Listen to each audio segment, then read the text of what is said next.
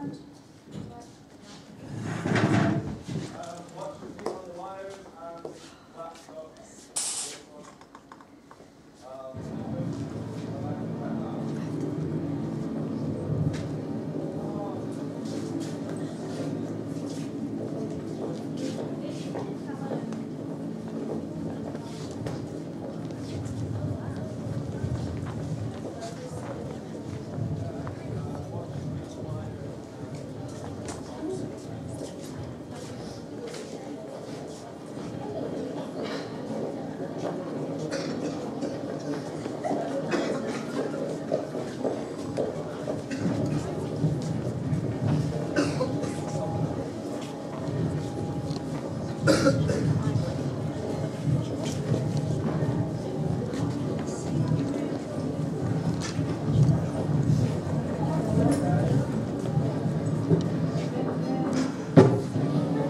The art of the streets goes back centuries and is often overlooked by the art world and theatre makers alike. Why? When everything about the streets influences theatre enormously, in the words of ASAP, the Association of Street Artists and Performers, the contribution of street artists and performers to the fabric of contemporary society is invaluable, especially at the current time of economic and social uncertainty. The history of British street performance goes back centuries, but this journey starts back in 1930s London. Tableau vivant was a method sweeping across theatres of London in the 1930s to 1940s, most notably at the Windmill Theatre in London. The method involved holding a pose in a still position on stage and was used as a way of evading theatre censorship to display nudity. The theatre managers argued that the no nudity on stage rules of the time were impractical. They pointed out that nobody could be offended by the display of a nude statue as a work of art. And so under the maxim of if you move, it's rude, theatre managers managed to display nude girls holding static poses on stage to sell out houses. Imported from America, happenings were small pop-up performances that were seemingly spontaneous.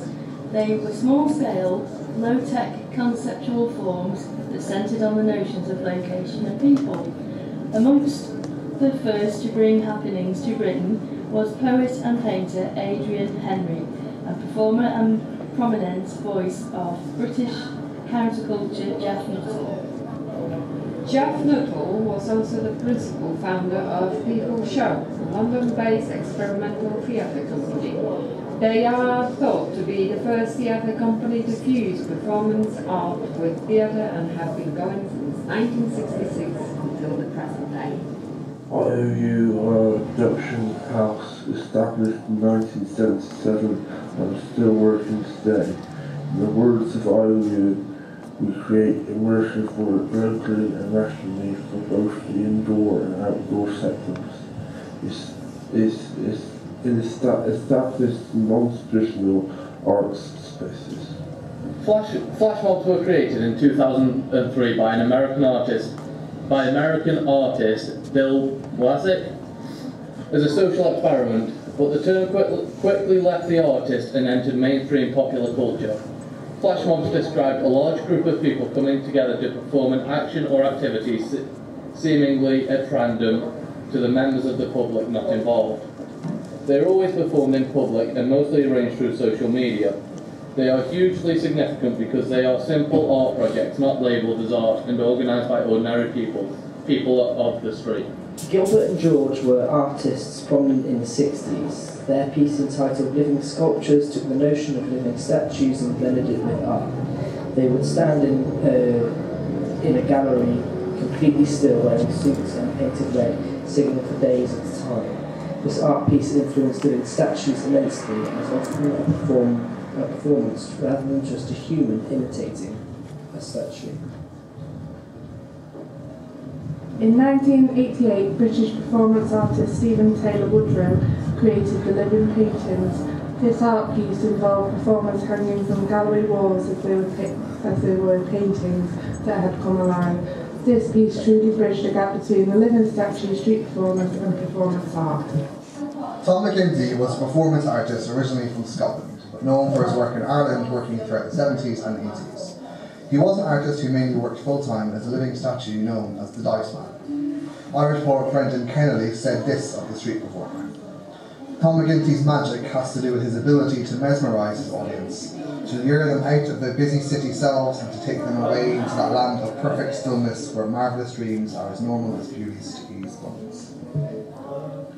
Anthony Gromley is mainly known for his sculptures of human-sized figures occupying a city. These figures represent art literally occupying space as a human world. In 2009, Anthony Gormley was asked to create a sculpture for the 4th plinth in Trafalgar Square. Instead, he invited 2,400 randomly selected individuals to stand on the plinth for an hour and do whatever they wanted. They connected art directly with the people. Mark McGowan, also known as Chunky Mark and more recently the artist Taxi Driver, is a street performance artist and protester. He creates testing performances that campaign for his social injustices. In his performance, Monkey Nut, he rolled a monkey nut from Goldsmiths University to 10 Downing Street, only using his nose to campaign about the price of student tuition fees. In a protest about police transparency, he dressed as a pig and performed a ballet outside New Scotland Yard. In his more recent Taxi Driver blogs, he interviews and rants at celebrities and well-known figures while they sit in the back of his taxi. His main philosophy on art is about people. He has previously stated, "I turned to performance art because I found it a much more accessible medium to deliver what I was trying to express. The way to engage people in art is to bring it into the street." Ben Mason is an academic who has produced many books on street art, as well as being a street performer and co-founder of Circa Street Theatre Group's Circa Media. He is a believer of the growth of street performance and believes street theatre is crucial to create new disciplines and the breaking of borders. In his book, Street Theatre, he says, "The borders between entertainment and art, between audience and performer and the performance itself and a larger social event are becoming less defined." Many large-scale companies have infused and adapted street performance art to discover more about their audiences. Companies such as the Live Art Development, an agency which supports those who make, watch, research, study, teach, produce, present and write about the live art in the UK. Also, theatre companies like Coco Loco use the medium of street to present all of their performances. They believe it's best place for people to connect with their entertaining, absurd and downright silly productions. Companies can use street theatre and art on a massive scale, like the theatre maker's Dog Trail. Yes, they're from Holland, but I quote, "Our main influence is English performance theatre." More recently, the Living Statue Company of London is taking living statue artists and training them to become living statue performers. So, all these companies, practitioners, artists, performers and academics have led me to this point. The glass box is an homage to David Blaine when in 2003 he was suspended over the River Thames in a glass box and went without food for 44 days. The fog inside the box is a reference to the art project Fog Bridge, in which a cloud of fog is created on a pedestrian bridge that people must walk through to see the location on the other side with new eyes. Like Dog Troop, I'm an image maker. That's why I'm obsessed with living statues. We all label living statues and put them in boxes in our minds. They epitomise British street performance art. I'm attempting to open the lids of these boxes and set these labels free. Living statues not only create theatre on the street, they are theatre. I feel the Living Statue Company puts it best. A study of living statues can also be a study of those who watch them.